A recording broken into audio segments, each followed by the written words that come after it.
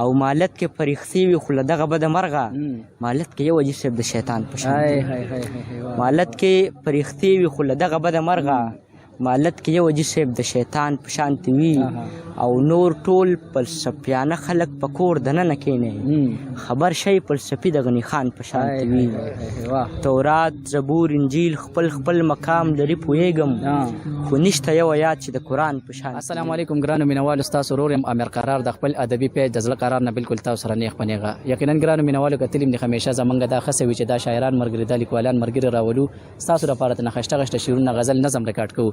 دغه شان کې منن بیا یو خصه کړی دا راغلی ما او یقینا چې یو ډېر ښه شاعر را سره خوا کې دی محبوب جان ماشوم. د ټولو نه مخکې خو محبوب صاحب تاسو ته په خپل ادبي پروګرام د زړه قرار کې هرکلی کوم. اول خو ټولو ملګرو ته سلام وایم، بیا قرار صاحب ډېره مننه کوم، خوشحاله اوسئ. ډېره زیاته مننه. محبوب صاحب زموږ د مینوالو ته به څه ډالۍ کوئ؟ غزل نظم څو شعرونه به ووایم چې که ستا د نرمو لاړو نه مرهم نه وی پیدا، که ستا د نرمو لاړو نه مرهم نه وی پیدا، باور وکړه چې بیا به ګورې غم نه وی پیدا. زه دې د خپل نفس په کوډګۍ کې بندیوان کړم، چې زه دې د خپل نفس په کوډګۍ کې بندیوان کړم، نو بیا خو به لازم و چې صنم نه وی پیدا.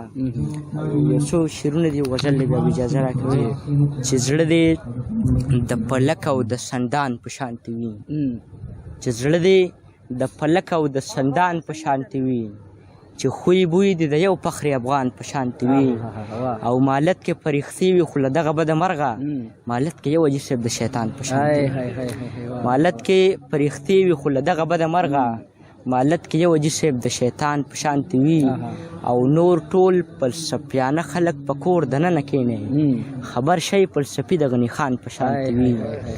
تورات زبور انجیل خپل خپل مقام لري پوهېږم خو نشته یو یاد چې د قرآن په شانتې وي.